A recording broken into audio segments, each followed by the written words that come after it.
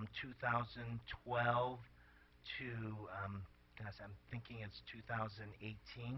And so we took those numbers and we pushed it back, and based on the construction, the assumption that the construction will happen during those years, we took that 10%.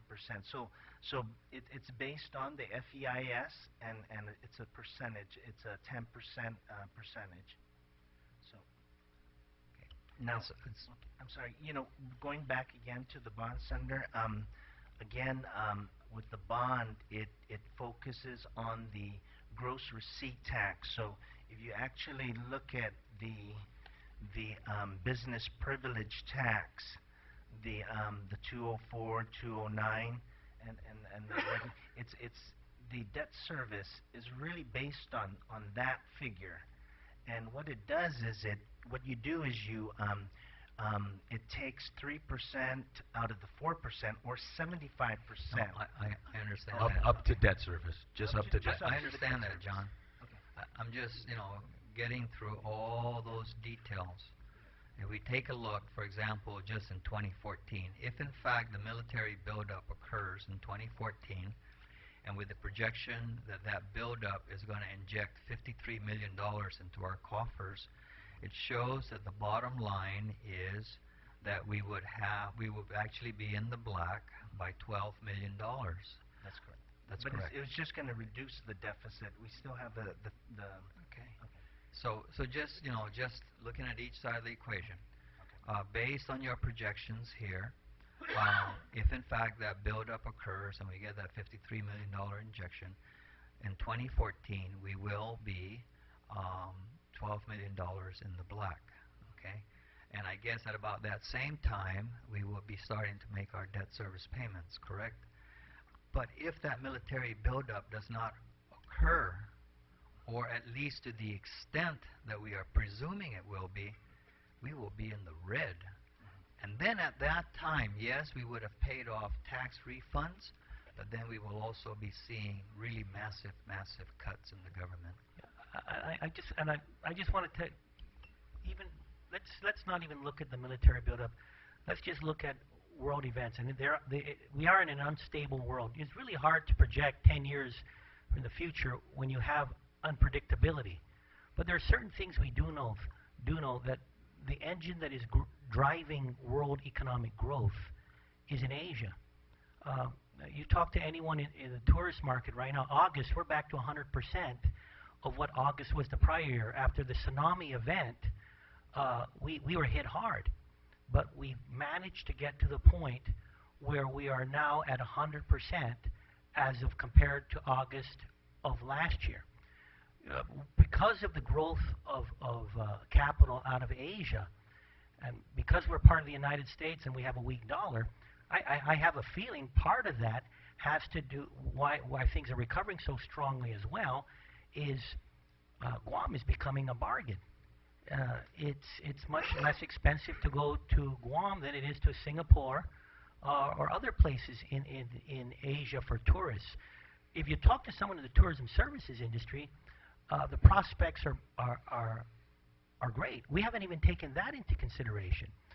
We don't know when the Chinese bubble, it may burst. Some folks say it won't burst for another 10 years. Remember what drove Guam back in the 80s? It was a Japanese bubble. And I'm only bringing it up, Senator Anna, because we do believe that our revenue projections have been fairly conservative based on something we do know, which is, again, the FEIS.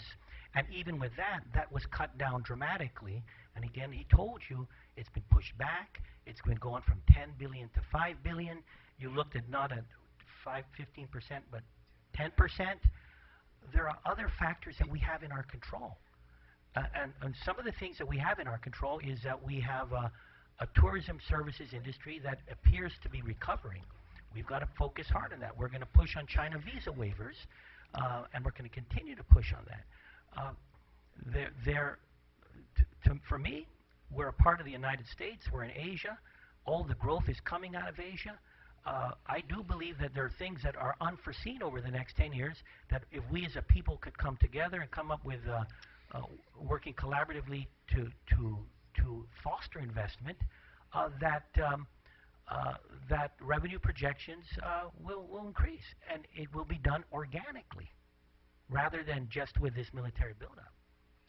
Thank you, Governor. And you know, it's great that, I mean, if the economic engine in Asia is really starting to heat up, and that's where our growth is going to come from, fine. I could embrace that. But that's not what the projection, you know, that's not what the data sheet shows here.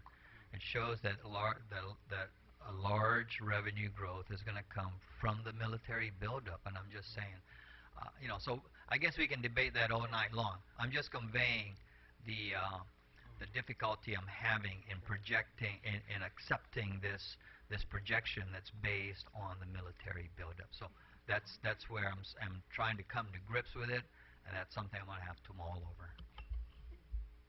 And I just want to make one point. I know I'm going to interrupt here, and then the speaker will slap me later. But John, Senator is correct. There's line items there for the military buildup.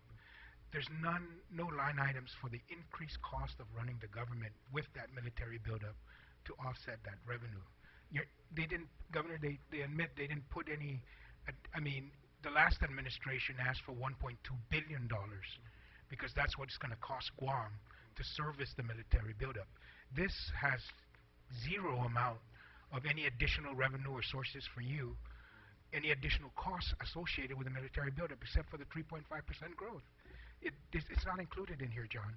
There's no, and if you look at the FEIS, when you say 10%, look at the FEIS, because even in the FEIS, it will show you that 10% is inflated and overblown, according to the Pacific Center for Economic Studies. So we just need to take a look at those factors. That's correct, and what you show in your presentation also regarding the EIS and the 1.5 high number billion dollars that they expect in collections. Our numbers, I believe it was between 2014 and 18, you stated that our numbers were only 20% or 21% at 343, and that was part of the presentation. I know that Mr. Badassi had